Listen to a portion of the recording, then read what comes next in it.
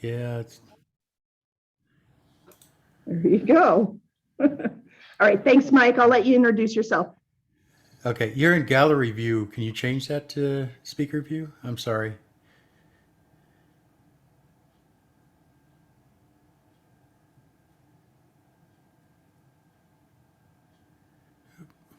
Now it should be, yeah, you should be seeing me, but you're not.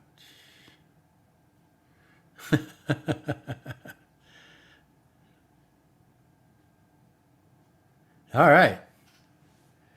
No, you don't see me. Yeah, I see myself on the Zoom.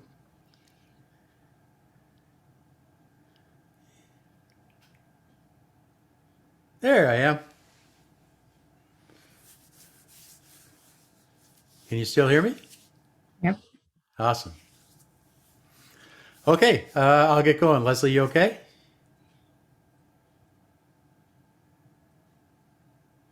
All right. Okay, I'll take that as a yes.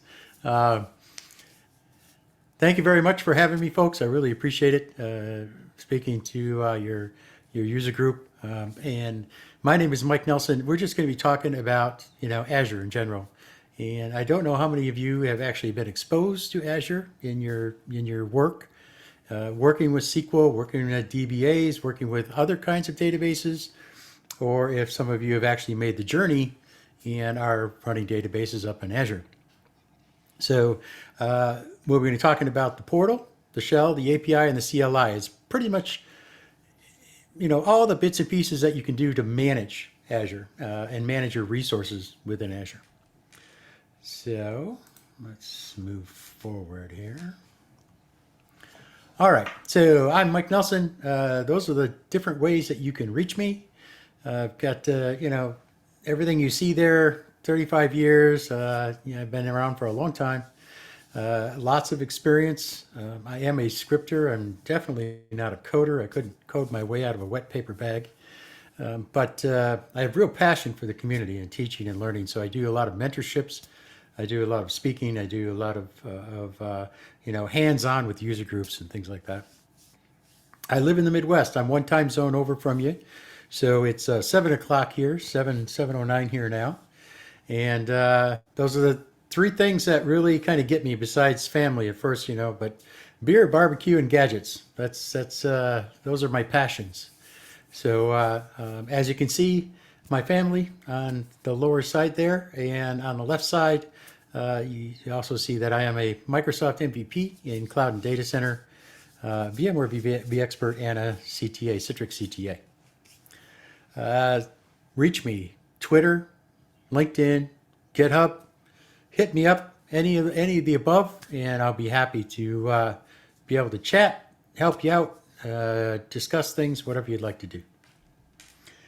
Now, I would like to say before I move forward a little bit here is that I'm going to try and go through these slides a little bit quick because there's a lot to show. I mean, when you're talking about the different ways that you can manage inside of Azure and outside of Azure, there's a lot of moving parts, and there's a lot of things that can do multiple things. So I'm going to kind of go through these slides. I know nobody wants death by PowerPoint, so I'll get through these. Mike? Yes. On that note, I was going to ask exactly for the same reason, because I know it's such a deep subject with lots of moving parts. Yeah. You're going to provide the deck for us? Sure. Or will this be recorded? Oh, I think you're recording it. Are you recording it? Oh, yeah, that's right. Will you supply the deck? Yeah, I absolutely will. I don't see it showing recording on my screen, though. Something popped up and said that recording was started, but I don't. It is recording. Okay, all right, that's cool. Yeah, I have no problem sharing anything. And actually, if you go to my GitHub site, I put all of my presentations all the way back in 2014, 2015. I put them all out in GitHub, so not a problem at all. That's very transparent of you. Sure. So the agenda, real quick, what each solution means for you and some walkthroughs, right? So what each solution means for you, I'm not going to go through every scenario that you could ever possibly imagine working with Azure. It's just not possible. number one. And number two, I'm not really sure what everybody does. I mean, I'm assuming SQL User Group, everyone's probably, in some form or another, been a DBA, is a DBA, works with Power BI, works with data analytics, works as data scientist. I'm not really sure. So I'm going to try and do my best here. I'm not even really sure if some of you have even seen things like the Azure portal, and had the opportunity to get into that. So I have to kind of take a low baseline and just start from there. So hopefully I hit, everything that you want. And if I don't, please stop me, shout, yell, scream, wave your hands, something. Let me know, because I can't watch chat. It's not possible the way I'm set up here. So if there's anything, just, interrupt me and we can talk about it. Okay, so first the portal. Again, not sure who has used the portal, but the portal is the entry point for Azure. So whenever you want to access Azure, okay, in a graphical format, you use the portal. And it's basically a website that, has pretty much all of the functions, not all of them, but pretty much all of them, where you can use them in a nice format, in a UI, be able to click buttons and drop downs and have pre-populated fields and all that kind of fun stuff. So that's the portal we're going to start out with. Now, the portal is built as a web interface, HTML5, and a bunch of Eclipse code, if I don't know if you're familiar with Eclipse, on the back end, that really gives you a sliding window view. And they call them blades.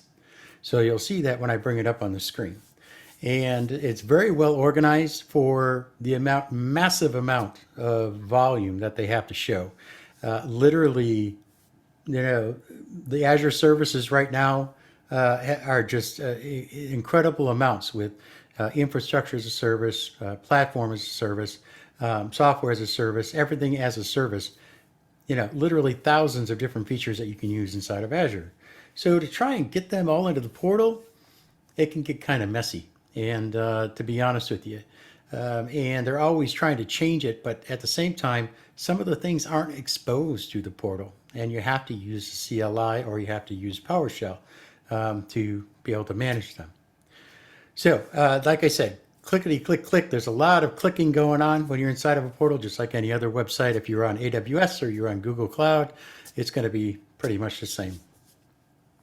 The lookups are awesome, because when you're in the middle of something and you've already gone like 3 blades deep, you have the breadcrumb that you can follow back on, but at the same time, you want to be able to see things that you already have, right? So I don't want to go 3 blades deep and creating a resource only to find out that I didn't have, as an example, the storage account. So they have a nice, lookup. The lookups are really nice, where it looks at all of your resources and presents them to you. Check my work. Every time you go through and before you create something, it comes up and says, ask for that final click, because believe it or not, some things cost money in Azure and some things cost a lot of money in Azure. So, they want to make sure that you understand, either you're not paying anything, you're paying something, and you're really sure that you want to do this. Duping it with templates. Every time you create something inside of the portal, when you get to the point, there's always a spot or a button to be able to take what you've already pre-populated in the blades and create a template from it. So if you create a template, then you can reuse it, obviously, right? So that's really a cool feature when you're doing multiple things. You could modify the template to slight variations and be able to use it over and over and over again. And learn with the code for ARM and Bicep. I'm not sure if you're familiar with ARM. ARM is Azure Resource Manager, and it is the code that sits behind the automation to create things inside of Azure. So when you go through the blade, I'm sorry? It's gone. Oh, okay. Okay. So when you're actually going through and you're creating something in the portal, it's collecting all that code. It's actually just going to be just be using a block of code to create that resource. And that's ARM. That's the Azure Resource Manager. Now, you may have heard of Bicep. Bicep is the next generation of ARM. And what Bicep is basically Azure's version of infrastructure as code. So if you're not familiar with a popular product that is all infrastructure as code called Terraform, it's made by HashiCorp. This is Microsoft's competitor or alternative to Terraform, and they've molded it into this is an Azure only thing. So and we can talk about that later, more about that later. But just so you know that every time you create something, there's code that's executed in the background, and it's readable code. It's code that you can reuse and you can template. If you're a dashboard lover, you're going to love the UI, right? It's a UI. You can create all kinds of nice, pretty colors and graphs and charts and all that kind of fun stuff that maybe your bosses and executives and C-levels love to see. But it's a thing that has real useful functionality when you start getting into things like SQL databases, SQL managed databases, and things like that. And then what went wrong? What happened? When you tried to create this? Every time you go through a creation, you get a deployment report, and if for some reason it fails, it tries to tell you why it failed, or when it failed, and what step it failed, because everything is a step. Now, the thing is sometimes those error messages in true Microsoft form is very cryptic. And you basically have to go through a Google search to find out what the error message means.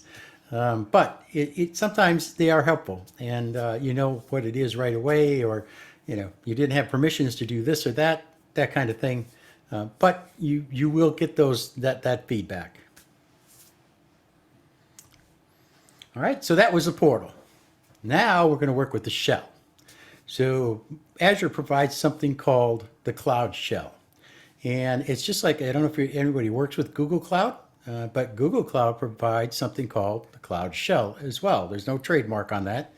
Microsoft didn't jump on it soon enough. So they call theirs the Cloud Shell. And the Cloud Shell basically encompasses, the ability to do command line against Azure. So everything that you do is a command line. Now, there are different languages you can use, or different types of applications you can use to produce that command line, but it's all command line. There's no UI or GUI involved in the actual execution of the code. Now, the creation of that code, there is, or there could be if you so choose, but the execution of it is all CLI. All right. Now, the shell, by default, is made up of either two command line interpreters, okay? And I use the term command line interpreters very loosely because Bash is a command line interpreter. If you're not familiar with Bash, Bash is used in Linux and Unix operating systems, and it allows you to execute things like command.com does in a Windows environment, or what us old folks used to call the DOS environment. And Posh, or PowerShell, it's affectionately called Posh, by the way. But PowerShell is not really a command line interpreter. It's actually a framework. It's, PowerShell is more of a language or scripting framework, if you will. It can be a command line because it does allow for command line, but it basically pipes that command line back into command.com or cmd.exe in Windows. So it's kind of doing it by proxy, if you will. There are about 40 some apps and languages, and you can even roll your own. And our folks in Colorado get that meaning of roll your own. Here in Wisconsin, we don't have that yet. So, but you can just create your own apps, and you can basically put them inside of the Cloud Shell and be able to use them. You get the shell folders, symlinks. You can see all of that inside of the shell. Symlinks, if you're not familiar with that, those are symbolic links, kind of a Linux thing that's been brought into this. It allows one file to, basically have a symbolic link to another one. The Monaco editor. The Monaco editor is something I'll show you. That's where the UI portion comes in to the shell. And that's basically a mini-me of VS Code. Shell is a service, right? So the Cloud Shell is a service. You have absolutely no control over the Cloud Shell. You have no control over what container you get. You have no control over where it's spun up. You have no control over any of that. Okay. You can designate a storage location for, the portion of the Cloud Shell that you have that is a user portion, as it's called. But the container itself, that's Microsoft. They do it on their own, so just think of it as a service that you really don't have any control over. It is not for big or long jobs. Can't stress this enough because there is a timeout. They don't tell you what the timeout is, but after a period of inactivity, the Cloud Shell will revert to hey, I'm done. You need to restart me. It is not made for full development work. That's not what the shell is for. The shell is for going in, creating things, fixing things, adding to things, doing things like that. But it's not made for, full-blown development. That's not the purpose. You can actually use it on your mobile. So I want to demonstrate that, and I'll show that when we get to the demo part because theoretically, it worked before, but I'm going to change my screen a little bit to show you my phone, but it may mess up with video. So I'm hoping it doesn't, but we'll give it a shot. Integrations, Terminal, VS Code, Docker. If you use any of those, the Cloud Shell integrates tightly with them. And last but not least, free as in free beer. So the reason why I say that is because everything that you read will tell you that Cloud Shell is a free feature from Microsoft. The issue is that you still have to pay for the storage that is used on the user side of things. So you are paying a little bit. It's not much. It really isn't because you're limited on how much storage you can have with the Cloud Shell. But you are still paying, right? So you have to have an actual, free tier of Azure or a full-blown subscription of Azure to use the Cloud Shell. Now, if you have my M365 on an E series plan, E1, E3, E5, I don't know if they have E2s anymore, but anyways, that actually gives you the ability to launch Cloud Shell as well. So just so you know, you'll get charged. It's not a lot. It really isn't. The default container size out of the box is 5 gig. That's how big it is. That's how big your Cloud Shell is 5 gig. That doesn't include, the ability to have extra storage for your user stuff. And that's where you get charged. Okay. Now, as you can see on the that would be your right. Yeah. Not feeling all that chipper, I guess. What's that? I'm sorry. I'm sorry, I didn't catch that. Okay. Yeah, it's bummer. You ran out of Advils, though. I think somebody's got an open mic. Okay, I ran out of Advils, I heard. I'm not really sure. I ran out of Advil too. Okay.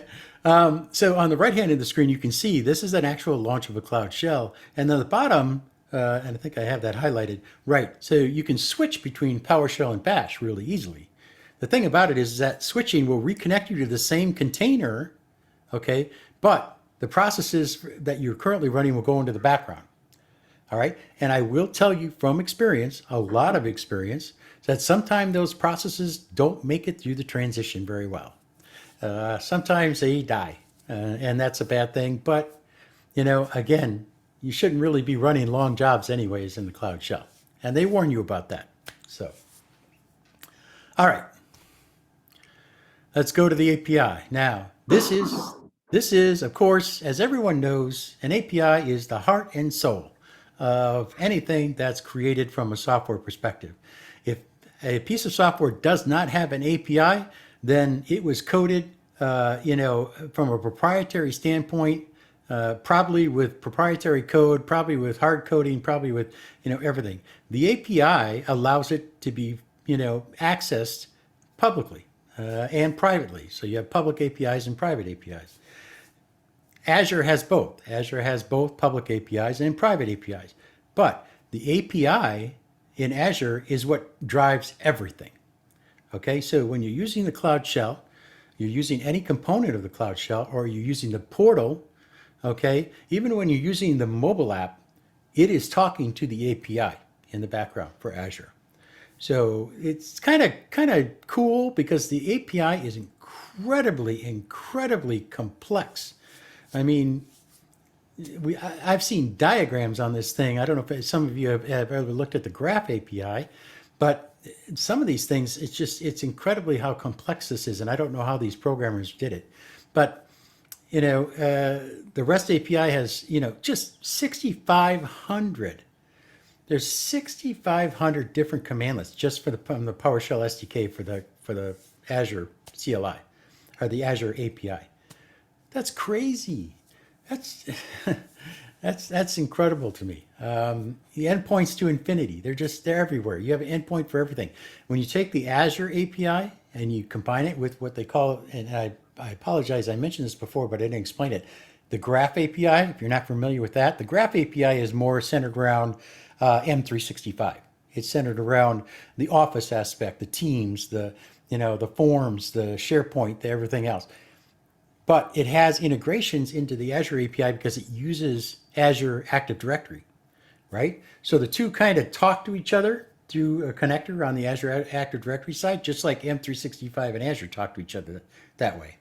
So when you have both of them, it gets insanely complex.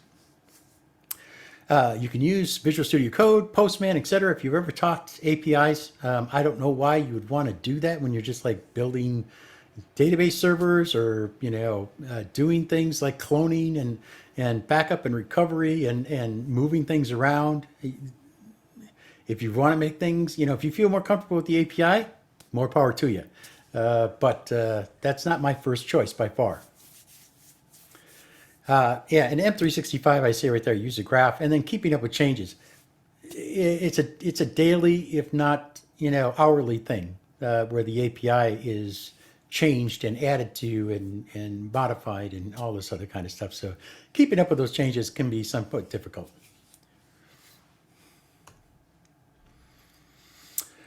And then finally, the CLI. Okay, so the Azure CLI.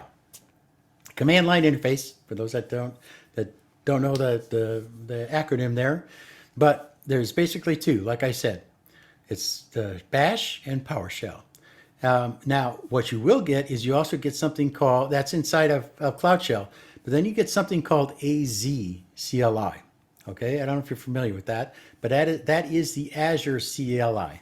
All right, so you can actually download it, you can install it, it runs on Linux, it runs on Windows, and it runs inside of the shell. So the Azure CLI is cross-platform. It even has its own Docker container. So if you want to run it in Docker, you can run it in Docker as well.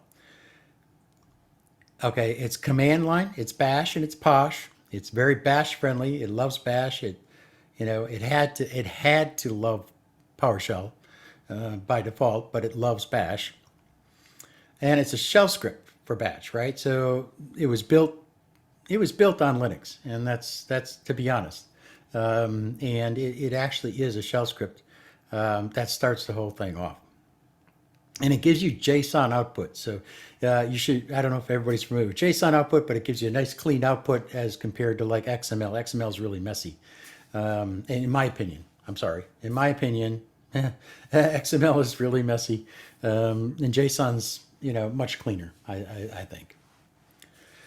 But the important thing to remember is, if you remember anything about the Azure CLI, is that the Azure CLI is the most complete command set for Azure. There is no other. Okay, so you have the API, which is everything that runs, okay, all the endpoints that are exposed. And then you have AZ CLI, which contains everything that Azure can do, because basically it talks to all the endpoints in Azure in the API. So if you ever wanted to do a command that PowerShell didn't support, or maybe some other utility didn't support, or command line didn't support talking to Azure, then you would use the Azure CLI because it most definitely will support it. And then you have PowerShell. PowerShell is now a cloud platform. If you weren't aware of that, when they came out with version 6 is kind of like, these aren't the droids you're looking for, right? So they came out with version 6, which was .NET Core, and they said, oh, we're going to go right to 7 because version 6 was kind of crappy, to be honest. So version 7, .NET Core, it's now cross-platform. You can run it on Mac, Linux, and in Windows. You have Azure RM and Azure and AZ. Okay, Azure RM is going away. That's the legacy. It's all being replaced by AZ commands. Just like the AZ CLI, Azure CLI, the AZ commands are being used in PowerShell.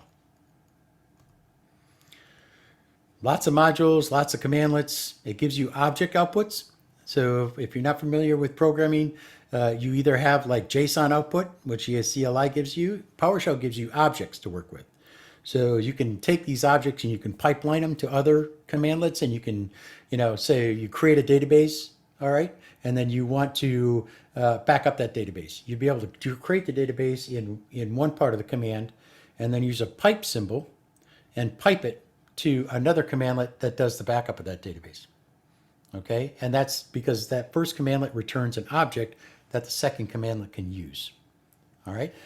That's, I don't want to get too deep into how PowerShell works, but basically it's kind of advantageous when you're writing scripts that do those kinds of things.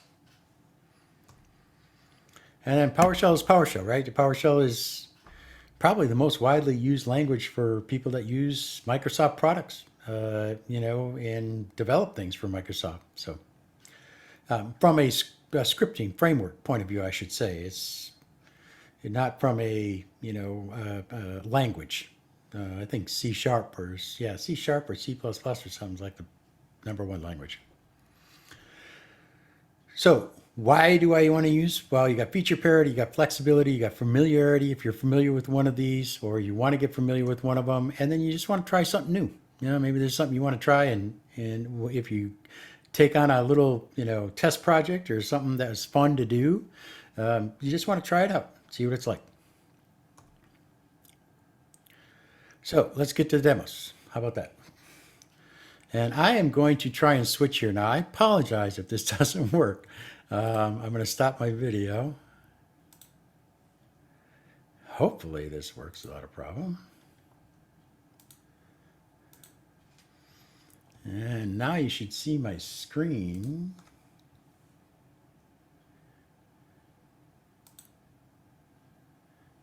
Okay, can everybody see my screen? Yep. Okay, yep, I can see it there in the corner.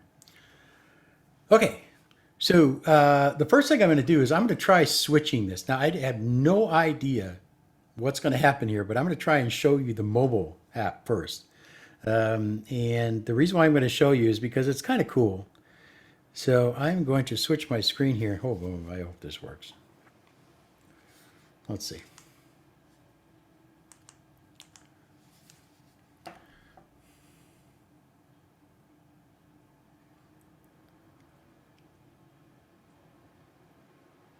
And screen sharing is stopped. Okay, let's see if I can get it back up again.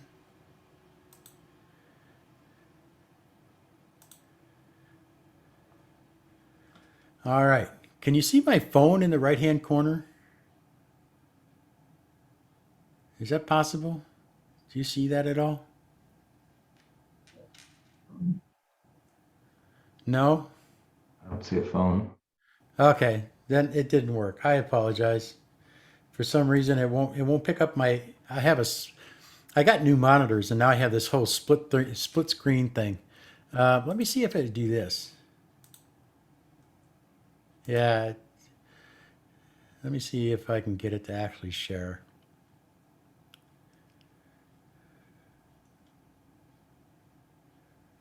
Does this actually work now?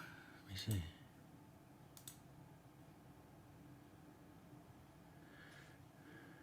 Yeah, that's, don't want to do that. Okay, you're going to have to trust me on this because it's not working. It wants me to install a plugin and all this other kind of junk, but I'm not going to do that. So I'm going to revert my screen back. If I can get it back to where I want. Sure.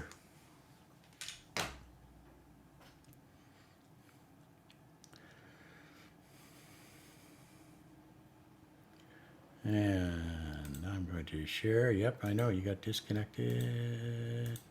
Okay. All right, so there is a mobile app, and the one thing I wanted to show you about the mobile app is you actually have the ability to connect, just like you see here on the portal. You can actually, see a mobile version of the portal, if you will. And you're also able to launch a cloud shell. So you can actually run Bash and PowerShell on your phone to manage your Azure environment. You don't actually have to be at a machine, at a computer to do it. You can do it right on the phone, right inside the app. So it was kind of cool to show, but it didn't work out. I apologize for that. All right. So this is the Azure portal. If you're not familiar with the portal itself, when you first come into the portal, yours will not look like this. First of all, if you don't have a subscription to Azure, you can get one for free, right? So you can get a free subscription, 12-month subscription to Azure for free. Now you can't spin up 100 databases and do all this, heavy work inside of it and all that kind of stuff.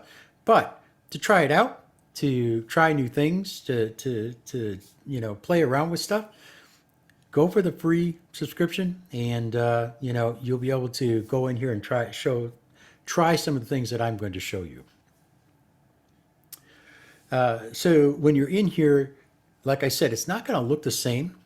This is a dashboard view, and I have it where I have a whole bunch of things in my dashboard that I look at, right? What you most likely see is you'll see something like this, which is like when you first log in, you see just this. You don't see a lot of graphs and things like that. This is called the home view. And it's really, kind of simple. It just allows you to create things and see what you've created and then, see the important things. All right. Totally customizable, whatever you feel comfortable with. One thing I want to point out here is you'll notice that I've actually add a URL here that says preview.portal.azure.com, and you'll see here it says Microsoft Azure Preview. Now, the thing is that, usually you just go to portal.azure.com. Well, if you go to preview, you're going to see some preview stuff. You're going to see some stuff that Microsoft has gotten public preview that they're going to release to people. And usually, and I'll say this, usually, it's things that have to do with the portal itself, okay? The features and things like that are public previews. So as an example, SQL Server 2022. When that hit public preview, you had to sign up for it, okay? Or you have to activate it inside of your subscription. That's not, going to this preview portal. It's basically you have to go through the steps of activating it, or someone at Microsoft has to say, okay, this subscription ID is whitelisted to use this feature. Okay, and they whitelist you, and they may even give you a custom URL to access it. But this is kind of cool because it gives you the opportunity to see some of the changes that they're making from a UI point of view. So when you're inside of the portal, and I'm going to flip back to this, the main thing I talked about was you have the home screen and the dashboards. Now, everybody loves dashboards, right? They show you all kinds of cool stuff. And you can see, you can create all kinds of different dashboards. You can see all kinds of different activity that's going on. You can see things that are happening in your environment inside of your Azure subscription. However you want to do it. You can create a dashboard just for, if you had a group of a cluster, a SQL cluster, of managed databases or just SQL VMs.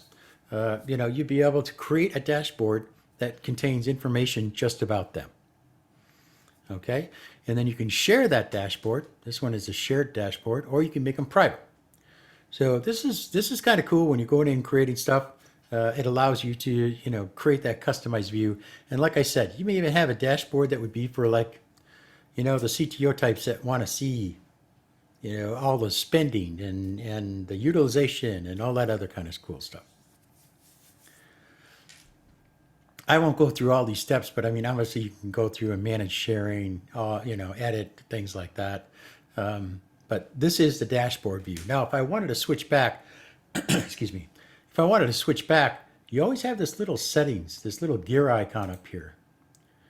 And when you click on that, that's where you can actually get to like your appearance and startup, and you can pick what do you want to see. And your startup view I have is dashboard. Well, I can switch it to home. So if I switch it to home, okay, and click on apply, and then I go back to home, this is what I'm going to see. Okay, so this little gear icon is obviously your friend when you want to make changes to how you see things and different colors and things like that. Another thing I will tell you is like signing out. One thing you might want to check is when you click on a sign out, oops, I got to save that change before I do. If you click on a sign out, this is kind of important because if you work in Azure a lot, you really want to sign me out when inactive, change it to never.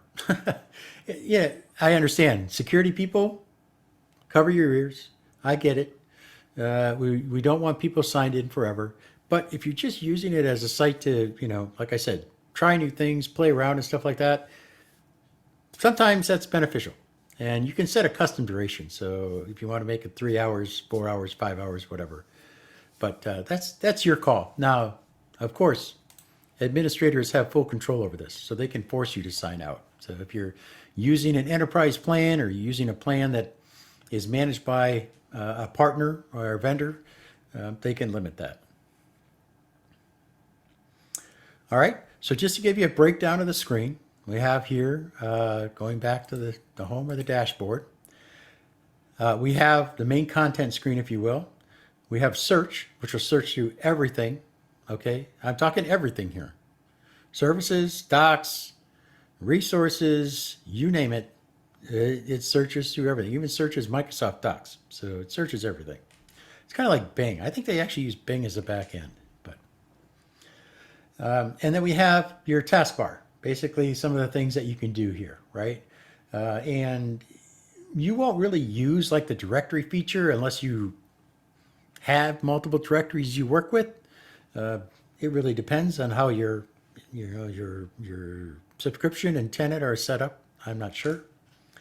But one of the things you definitely will use is notifications, because it tells you, different notifications about what's going on and what failed, what went well, and what didn't.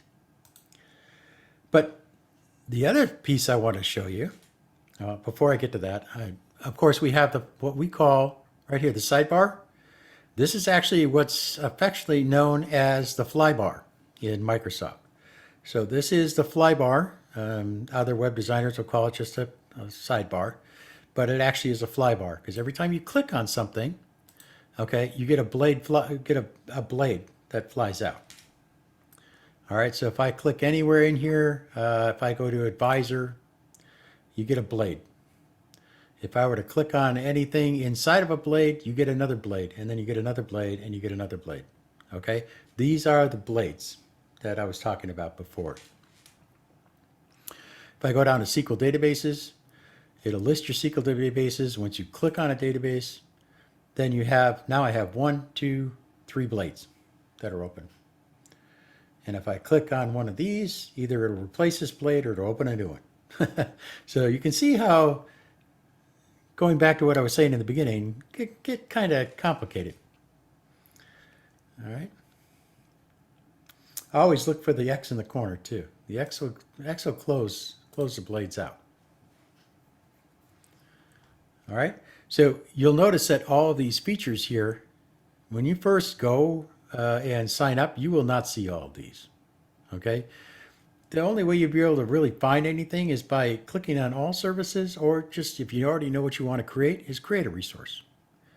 So if you go to all services And if I were to pick something like AI, if I could spell. So if I go to AI, all right, and for some reason, I don't know why my machine learning right here. So if I wanted machine learning to show up on the flybar, I basically have to check this little star here. And if I check the star, that puts it as a favorite on the flybar. And you can see I use quite a bit of favorites because I do quite a bit of stuff inside of Azure. So I am going to stop right there and find out if there are any questions because I've been rambling on for a long time here. So Mike, when you do the settings, that's settings per tenant? These settings right here, Yeah. this setting right here is specifically for you. Okay, so if I switch tenants, Yep. my settings would stay? Correct. Okay. Yep. Even when you go, if you have a settings, it gives you the individual settings for like mobile. So in mobile, you can actually change the interface. But those settings, it's not like you have a setting here and then you have you'll have the same setting in the mobile because that just wouldn't make sense, right? Right. You know, so, but if you actually open up another instance of the portal, it'll have the same settings because it's only it's taking that setting from that portal.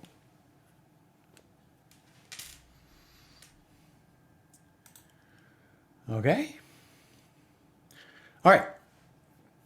So whenever you want to create something, basically you're just going to do a create a resource. So if you said, hey, you know what, all I want to do is create a SQL database, just go to create a resource and type SQL.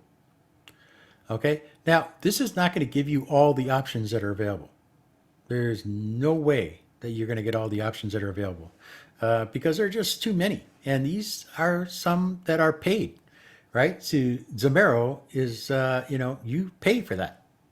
And they, to be honest, Microsoft favors partners when you do a search inside of the marketplace. This is the marketplace. So they favor partners, and more than likely, a lot of those partners charge for what they give you.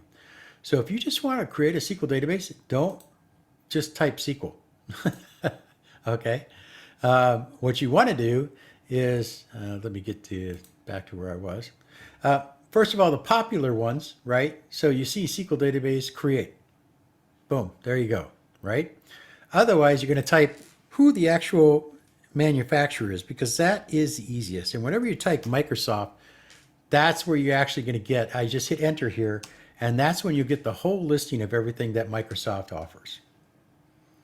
Okay, so here you can get a Windows 7 machine, a Windows 10 machine, you know, a multi-session with 365, Defender, you know, all kinds of other things, okay? And you can see right there different filters that you can use and things like that. Now, there are 147 pages of things that are created by Microsoft, okay? So, yeah, it can get kind of daunting, right? So that's why they give you this kind of cool thing is when you go to your home screen, you can say, okay, I just want to create a SQL database. Leave me alone. That's all I want to do. Let me create it. And that's what you do. You just click create. And that'll take you through the Blade Wizard, which allows you to create a database. All right, so I'm going to step through this really quick. It's, you know, basically my subscription, a resource group. If you're not familiar, a resource group contains all of the resources that you're creating. We want to call it like a bucket that all the resources you're creating go into. You give it a database name. So if I just wanted to call this one DB1, and I'm going to put it on a server. Okay, I have a server out there already. You can create a new one if you like, but I'm actually putting it on a server. Do I want to use Elastic Pool? No. Do I want a Gen 5? You know, yeah, I guess so, because I'm going to delete this thing anyways, so that's fine. And then storage, right? So I'm fine with locally redundant, zone redundant, geo redundant, so on and so forth. You step through all the different things like firewall rules. Obviously for SQL, if you have rules, you know, you need things to go outside of Azure's firewall, you're going to need to open up put some firewall rules in.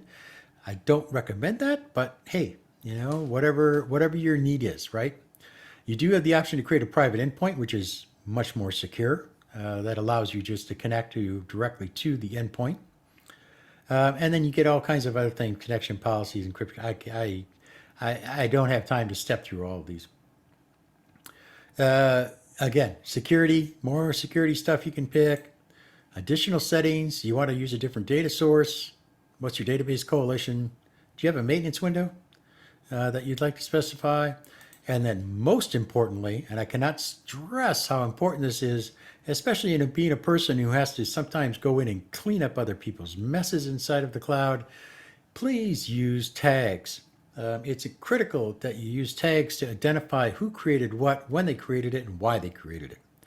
Okay, because I can't tell you how many times I've gone in and they're like, hey, we need this cleaned up because we're using all these resources and we're paying a lot of money and we don't want to do that anymore. And I'm like, okay, so who owns these 30 things that have no tags? And everybody's like, I don't know. Well, tags helps with that. So please use tags whenever possible. And then review and create. Now, remember when I told you it goes through and it says, oh, look at that estimated cost per month. It's going to cost me $380.03. And it's telling me everything that I'm about to do. Now, if you remember back with the conversation we were having in the beginning, when I was showing the slides, is that you can download a template for automation. If you click on that, it's actually going to bring up the template view. This is showing everything that I am doing. Like I said, it's just building an ARM template to deploy what I have already told it that I want to do. Okay? You can actually add the template to a library. You can download the template, and you can just click deploy. You can change the parameters that are used. The parameters are like what type of, what's the SKU name for this, the server size, and the server location, where it's located, the server name. These are all parameters that are used in the template. And then obviously scripts. This is really cool because all you have to do is click on Start to basically deploy this whole thing with PowerShell.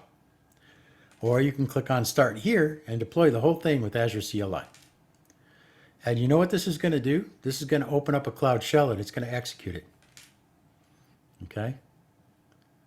So I just wanted to show you that real quick. And when PowerShell or Azure CLI get executed, this is what it opens up. This little icon right here is called the Cloud Shell. So if you open that up, you're going to see a window open up on the bottom of your screen, which I'll make really big. And this is actually launching my Cloud Shell. Now, the Cloud Shell window, obviously, you can move it up and down. Okay, resize it. All right. And you'll notice that there are a couple options that are available to you at this point. One of them, drop down. You want to do PowerShell or you want to do Bash? Okay. You can actually turn it off or restart it. Okay, so, hey, I messed up, something went wrong, restart this thing, just like rebooting your computer. You have a little bit of help, not a lot, but it basically goes to Microsoft Docs. You can even change things like the text size. So let's change it to large so everybody can see it. And if I want to change the font, I don't like Courier New. I really hate Courier New. So I'm going to go back to monospace. Now, you can also upload and download files. When we talk about uploading and downloading files, this is where you get into the user portion of the Cloud Shell. All right? This is what they call the Cloud Drive. The Cloud Drive allows the user to store things like code, scripts, applications, what have you, inside of a folder or a drive, as they call it, in Cloud Shell. So every time you spin up Cloud Shell, in whatever browser you're in, or if you're on your mobile or wherever, you can actually use those things that are in your user folder. Now, that user folder is restricted by size. All right. So currently right now, like I said, the image starts out at 5 gig. Currently right now, the user folder is limited, okay, to an extra 1 gig, up to 6 gig. Okay, that's not a lot, right? You can expand that storage. There is a way to expand that. And you can create more storage that the Cloud Shell can access. That is doable. Okay, but it's really not, again, not meant for a lot of development. It's not meant for big apps. It's not meant for all that stuff to go inside of there. Okay. So if you want to upload and download, it just gives you a nice little interface, you know, just like any other file. Grab a file and, you know, go ahead and, you know, upload it and download it. So you want to open a new session. So this will open another session that you can work in. So you can actually be working in 2 sessions at once. It is using the same container. Okay, so you are using the actual same container. Now, this is kind of cool, right? You have a web preview. So anybody that creates web apps, which I don't know if there's anybody in this group that would create a web app. Maybe you do, I don't know. But you can actually set it up to do a web preview. So if you wanted to, you could create a web app inside of Cloud Shell, and then you could actually configure it. So you can preview the web app while you're working on it. So you just put in a port, and then you click on open and browse, and it'll open it up, and it'll connect to that Cloud Shell on that port, and then your web app, whatever it is, you'll be able to see it. And then finally is Monaco. So if I'm inside of here, you can see I'm going to use Linux commands now. These are all the files that are inside of my container. You'll see that I do have a cloud drive here, right here. That is where I'm storing my user stuff. Okay, that's what we call a symlink. You see that arrow? That's a symlink to the user stuff. Okay, now if I click on the editor or the Monaco, it actually brings up, this looks like VS Code. So if anybody uses VS Code, here's all my files. Now if I wanted to, I don't know, pick a file here, my profile, I can actually edit my profile right here and then go ahead and do a save. This little ellipsis down here, save, close editor, you know, open file commandlet. Now, obviously this is a stripped down version of VS Code, and rightfully so. It's lightweight, and it basically just allows you to edit files really quickly. So if you have some scripts you want to run against a SQL server, this is optimal. This is where you can test them. This is where you can edit them, and you can execute them all within the shell.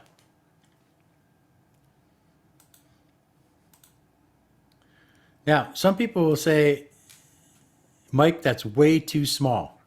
Even though I can move the window, I don't want to do that. It's like incredibly small, and I need it to be big.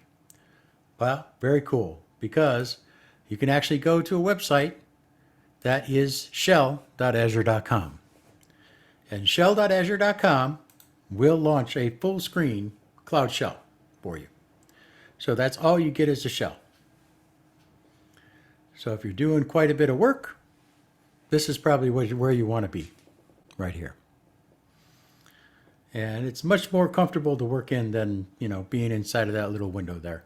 All right. Now, I do want to show you a couple of weird things in here that are kind of cool, but some of them you might be like, what's going on? Okay.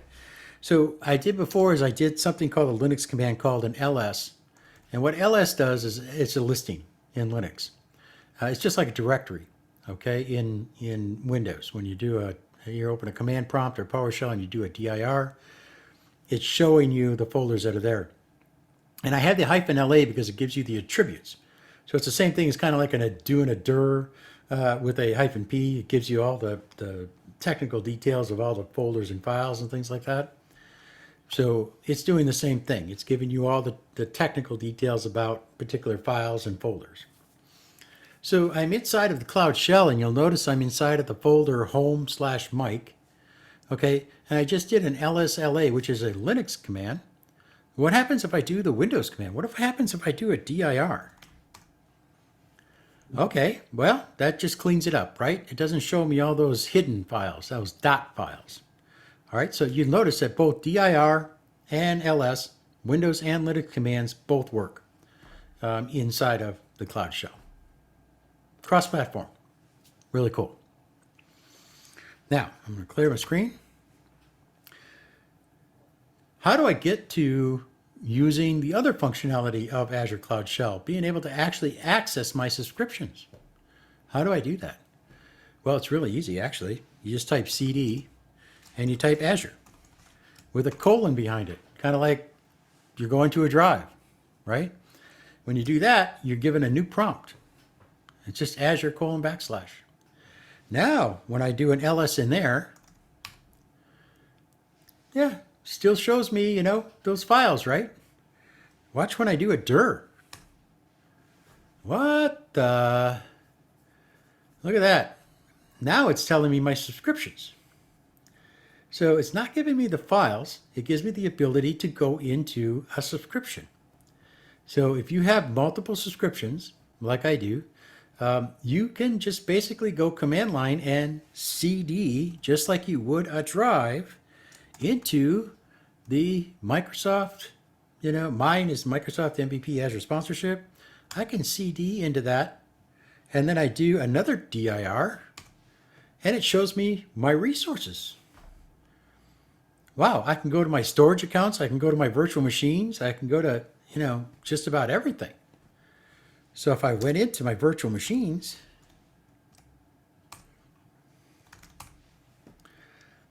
now I can see all my virtual machines that I have. And I can actually CD into those. So it's basically, you know, a way, this is, and to be honest with you, there's a lot of smoke and mirrors that are happening on the back end here, just to be honest, okay?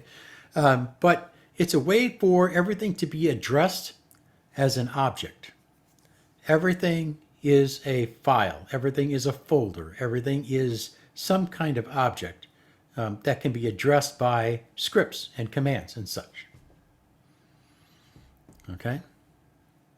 Really helpful when you're doing scripting and you're doing, you know, a bunch of crazy stuff with Azure. So if I ever want to get back to where I was, you just do a CD, and this little tilde character, that actually gets you back. That's actually saying, take me home. So CD space and then tilde will take you home.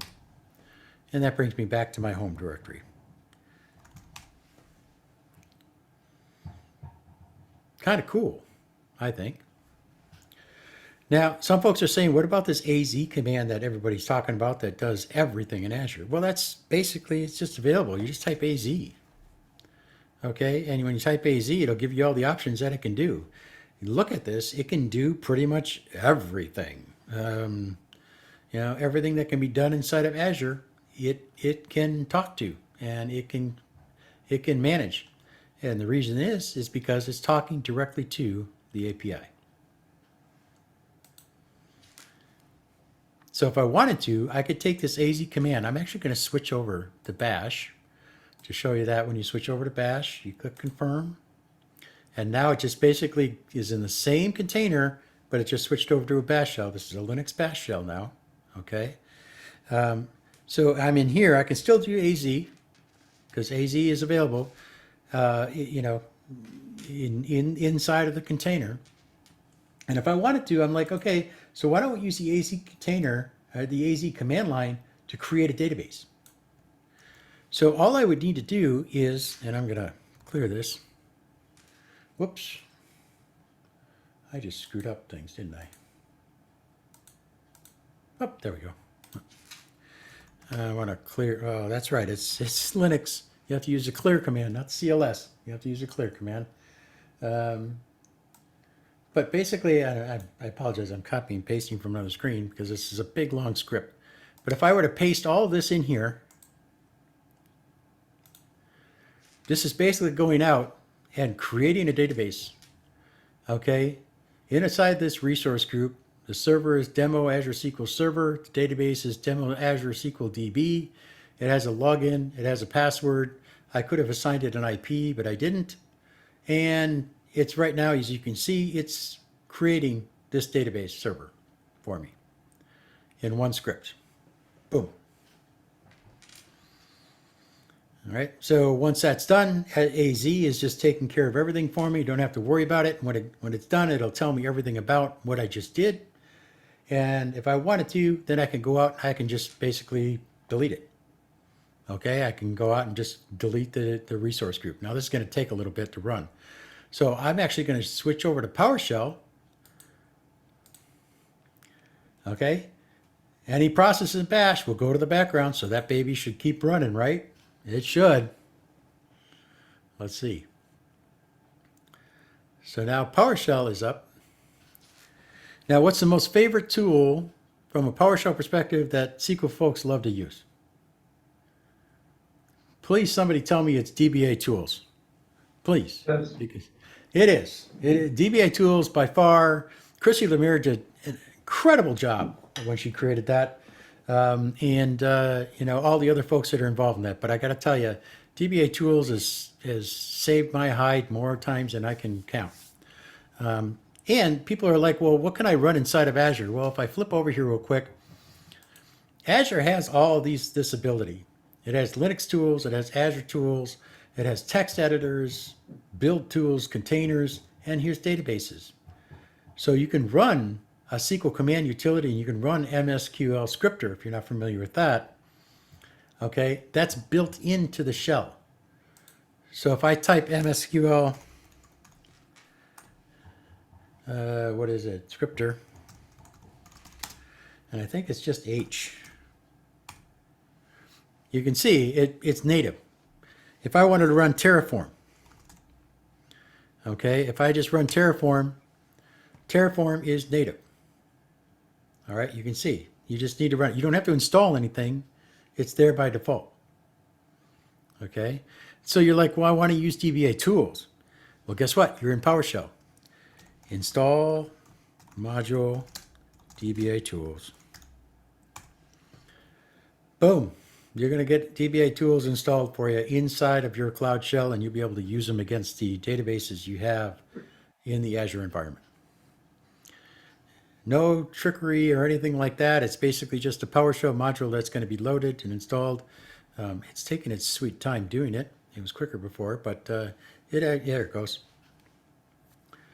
So you have the full range of DBA tools available to you to manage your databases. That's really kind of cool. It really is. And you can install other modules as well. You can install all kinds of different things inside of your Cloud Shell. You just don't want to get too carried away with it because the Azure police will come down on you. They'll actually suspend your Cloud Shell. They'll send you a nice little email saying, hey, we've suspended your Cloud Shell because of this reason or that reason. And you need to delete items out of your Cloud Shell and blah, blah, blah. And they give you instructions on how to do it and everything. But yes, you're asking yourself, Mike, how do you know this? Because I did it. Yeah, I was one of those people that gets that nice little email. But it was fun, and it's an experience to go through to try and figure out how to clean it all up and fix it. So that is that part. Now I'm going to switch back to Bash. And is our stuff still running, you think? I don't know. Is there a way to tell if you have another user that's using it and storing stuff in there? I apologize. It's really hard to hear you. I'm sorry. Yeah, okay. Let's do this real quick.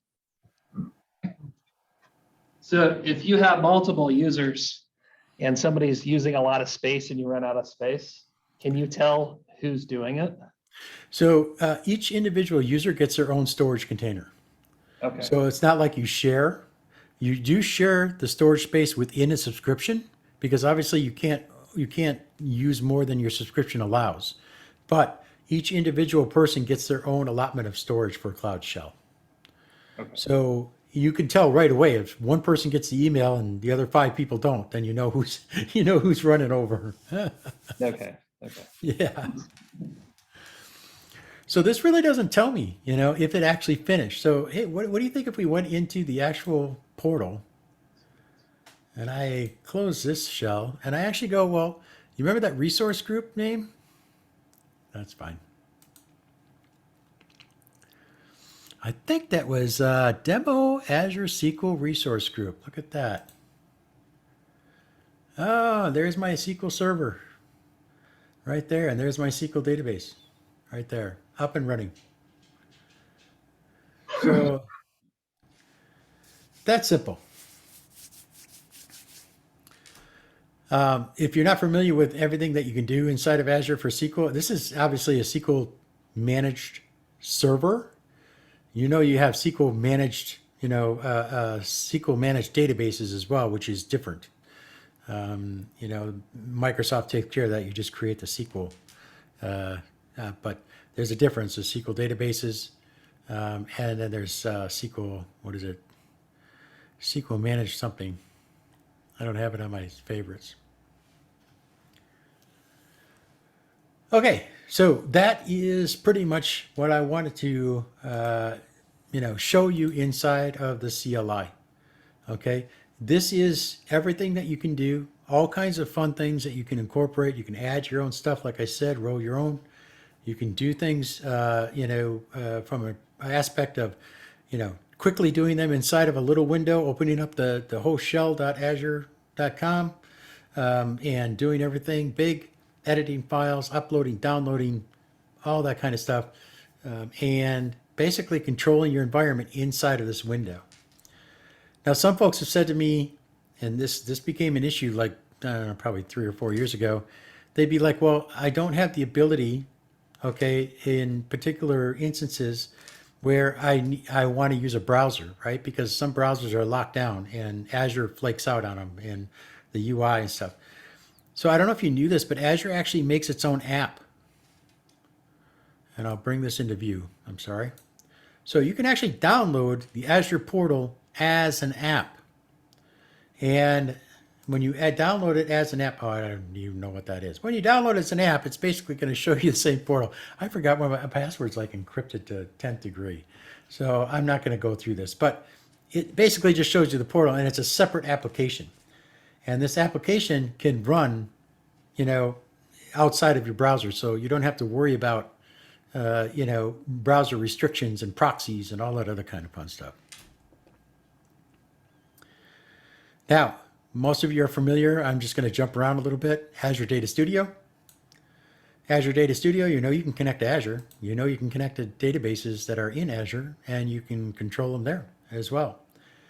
This is actually using, Azure Data Studio is actually using AZ CLI in the background to manage Azure. So everything that it does here is either talking directly to the API or it's using AZ CLI. And you basically get down to the database. There's my database I just created. You can, it's because I don't have my login for it. I have to create a connection and all that kind of fun stuff. But you know how this works inside of ADS, right? You go in and manage your databases as you see fit. Now, I did want to bring up VS Code because a lot of you are familiar with Visual Studio Code, right? You can do the same thing. You connect to Azure, just like I am here. If you go into Visual Studio Code, you install an extension. That extension is there's a SQL Server extension, and you can do all kinds of fun things with SQL, load all kinds of SQL extensions. But you can manage your entire environment in Azure through Visual Studio Code. That they want to do that. They want the ability for you to be able to do that so you're only in one place. They even give you a SQL console. So you can actually have SQL console messages where you can see what's going on when you execute your queries and things like that. Now, one of the things I'll show you is when you're actually in terminal, if you don't know this, if you click on this little plus button here, you can actually load an Azure Cloud Shell, either Bash or PowerShell. So it will load in this little window down here, the Cloud Shell. And it's telling me what directory to pick. And it's starting a Cloud Shell inside of Visual Studio Code.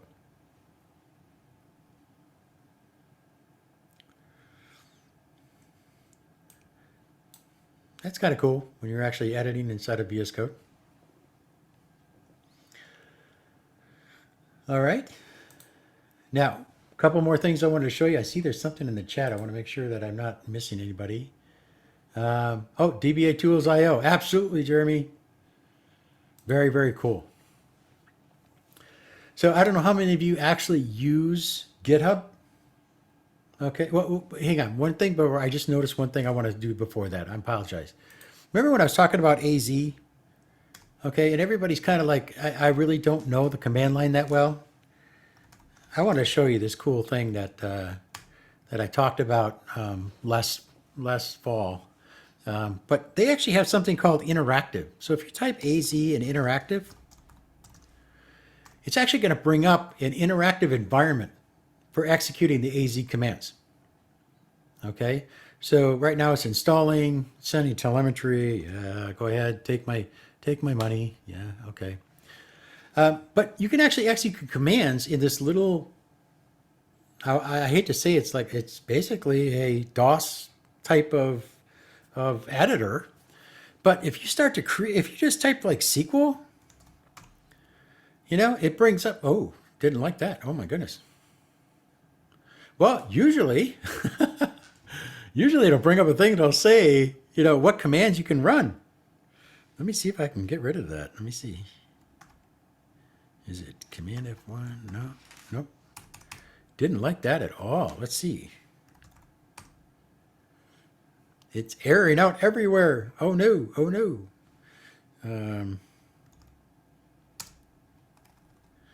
You should just be able to type SQL space. It definitely does not like that. Let me see if I can bring it up in the window.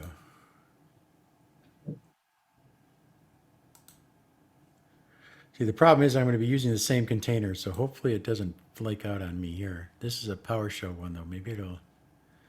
Let me see if it runs AZ Interactive.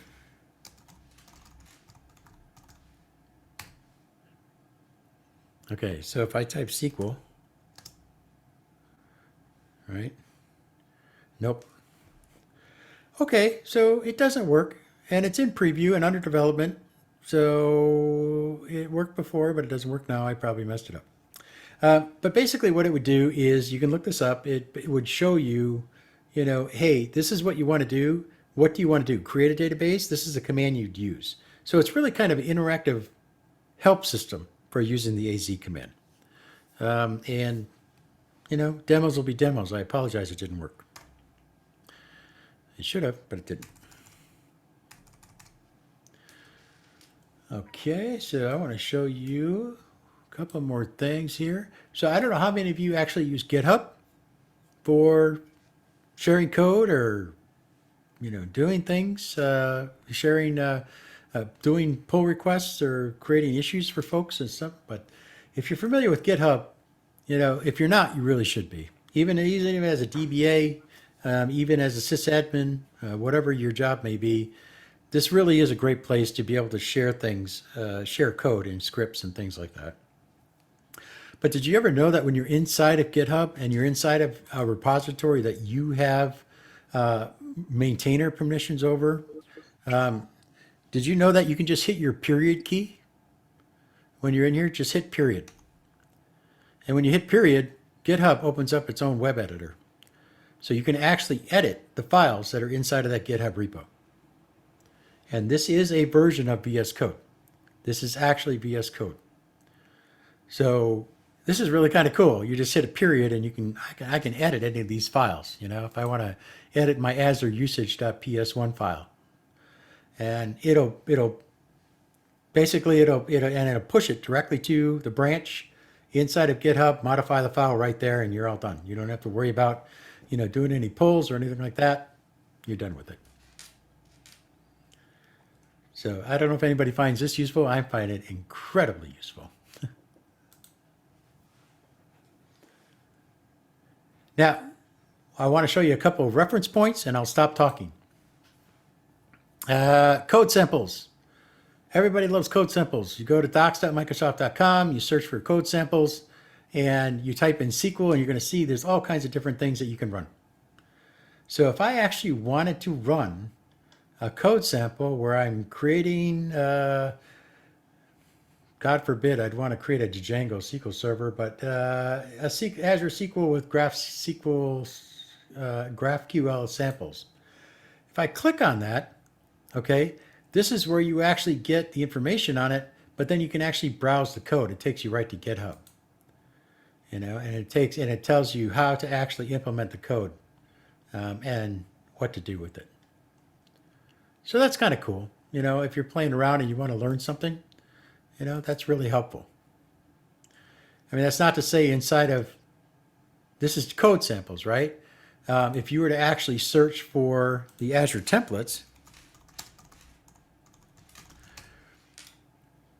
these are the quick start templates. This is actually where you can get in and you can do virtual machines.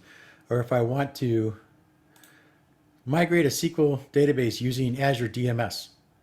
If I click here, you'll see there's automatically a button that says deploy to Azure. If I click on that, that brings up my Azure portal with a pre-populated ARM template. And all I have to do is enter the parameters that it wants. So it brings me right to the ARM template. I don't have to do anything except enter this information and then click on review and create, and I'm done. Boom.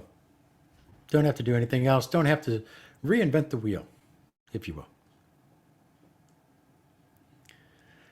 And the very last thing I want to show you is something called Azure Charts. I don't know if you're familiar with seeing of Azure Charts. I highly encourage you to, just because it's kind of cool. It's nerdy cool. It's geeky cool. It's cool. So when you get to Azure Charts, this is created by an architect inside of Microsoft. This is not a Microsoft product. You can see Alexei created it. He's a cloud solution architect. And he basically created this, and you can do all kinds of cool things. You can see everything that's happening inside of inside of Azure. So if you want to see all of your updates, you want to see updates that were done to SQL database, you can click on it. It's going to take you to all the Azure updates that were done for SQL databases. Anything that's highlighted, these are the heat maps. You can go to trends. You can go to, status of services, timelines, regions, solutions. If you go to solutions Explorer, and then pick on where's SQL database right there. It highlights all the different things that work with the Azure SQL database, the services in Azure that work with it, that you can create a solution off of. So it's really kind of cool. If you say SQL database and Azure DevOps, okay, it requires app service and it requires DB migration services. That's your solution. So it's really kind of cool. Then they have a learning, which, you can learn stories, customer stories, evidence. If you're not familiar with evidence is, what telemetry, some of the telemetry that they pull. And then fun. They actually have quizzes and things like that. Azure Night Sky, turns it into a dark background with things that, lights that glow and things like that. So it's kind of cool. All right, 5 minutes left. Wow, I didn't think I'd take this whole much time. Does anybody have any questions? I know you guys are probably really tired, but I'm really tired because it's 8:30 my time. But let me see if there's any questions I can answer. Nothing in the chat. Does anybody have anything? Anyone? Any questions? Comments? Concerns? Criticisms? I take criticisms very well. I do. I saw a lot of cool things that I want to go play with. Yes, there are a lot of cool things. And again, I have this. That reminds me. I'll bring up my last slide here where it has the information. And I'll share that out. Oh, you can see it probably. Let me share it as a deck though. Oh. I'm sorry, I'm doing this the wrong way. Because my little screen is hidden there. There it is. All right, there we go. So, takeaways. Managing and scripting SQL is easy with the shell. Azure SQL and DBA tools for the win? Absolutely. The API is enormous, has everything, very complex. The Cloud Shell is not a dev platform and is the most inclusive over the portal UI. Azure CLI gets its love from roots and adapts quicker than PowerShell, obviously. And choose for you and your goals, not just because. So don't go in there just saying just because, when you have something that affects business or affects production or something like that. If you're just playing around, who cares? But make sure you choose the right services because cost is a big thing. I've seen people lose their jobs over how much money comes in a bill from Azure at the end of the month. And I'm being totally serious about that because they didn't know that they were spending $20,000 in 1 month. And their bosses didn't know it either. So you have to be a little cautious because Microsoft, they want you to spend the money and they won't stop you. And automate everything. That's my final word on everything. Again, thank you very much. You can reach me. I think I have a closing slide here.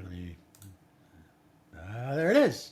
You can reach me on Twitter at MikeNelsonIO or email me at mike@mikenelson.io. Kind of easy to remember. Any questions, anything that you want, and you think about them later, just let me know. That's fantastic. Thanks so much, Mike. Oh, thank you. Really appreciate it. I'm going to stop the recording.